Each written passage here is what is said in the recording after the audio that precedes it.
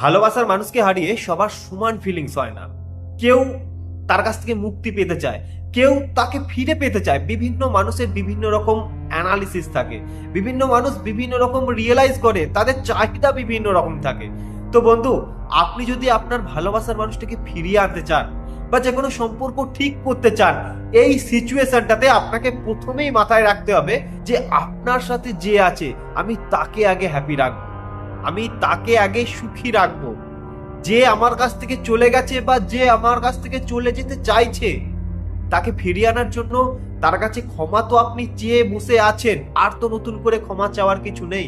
এরপর তাকে ফিরিয়ে আনার জন্য আপনাকে প্রার্থনা করতে হবে, তার বাইরে আপনি কিচ্ছু করতে পারবেন না। যদি কিছু করতে যান সেখানে আপনি খারাপ হবেন, অপমানিত হবেন, উঁচু নিচু কথাবার্তা শুনবেন। তো বন্ধু, আপনি যদি আপনার ইমেজটাকে নষ্ট করে ফেলেন, সেই মানুষটার কাছে কোনোদিন তার ফেভারিট মানুষ হয়ে উঠতে পারবেন না, তার কাছে কোনোদিন প্রিয় হয়ে উঠতে পারবেন না।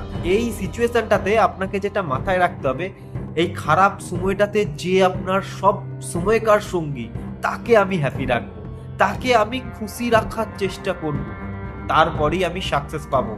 আমি খারাপ সিচুয়েশনে ভেঙে পড়বো না। খারাপ সিচুয়েশনটা আসছে, এখান থেকে আমাকে শিক্ষা নিতে হবে, নতুন করে নিজেকে গড়তে হবে, ভুলতে হবে, কিছু কথা আমাকে ভুলতে হবে।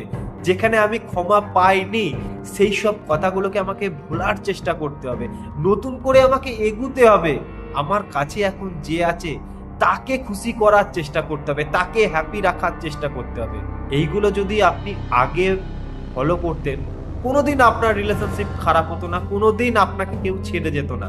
কিন্তু আমরা মানুষ, আমরা ভুল করব, প্রত্যেকটা পদক্ষেপে আমরা ভুল করব, ভুল করতে করতে শিখবো। তো বন্ধু, আমরা খারাপ সময়ে যদি নিজেদেরকে শান্ত রাখতে পারি, আমরা অনেক কিছু ফিরে পাই, আমরা অনেক কিছু অ্যাচিভমেন্ট করতে পারি। কিন্তু খারাপ সময়ে না আমরা নিজেদেরকে ঠিক রাখতেই পারি না, নিজেদেরকে কন্ট্রোল করতে পারি না, নিজেদের আবেগগুলোকে চেপে রাখতে পারি না। কি উঁচু নিচু কথা বলে ফেলি, আমরা নিজেরাও জানি না এই কথাটার জন্য আমাদের কতটা ক্ষতি হতে পারে।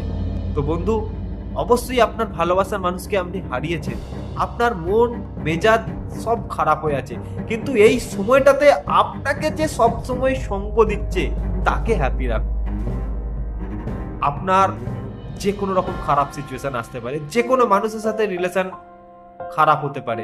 কার সাথে আপনার রিলেশন খারাপ হয়েছে, কিভাবে আপনি ঠিক করবেন সেটা আপনি ঠিক বুঝতে পেরে যাবেন যদি খারাপ সময়টাতে আপনি নিজেকে ঠান্ডা রাখতে পারেন।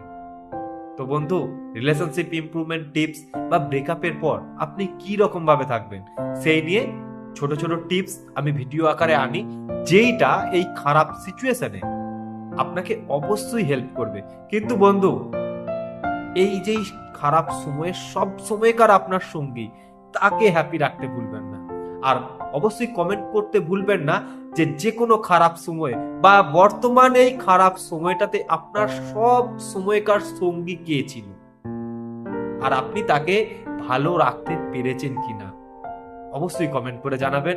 নিজেকে ভালো রাখবেন, ভালো থাকবেন, হাসি মুখে থাকবেন, বন্ধুদের সাথে জমিয়ে গল্প করবেন, একটু প্রকৃতির সাথে মিশবেন, ঘুরতে যাবেন। ভালো থাকুন। নমস্কার।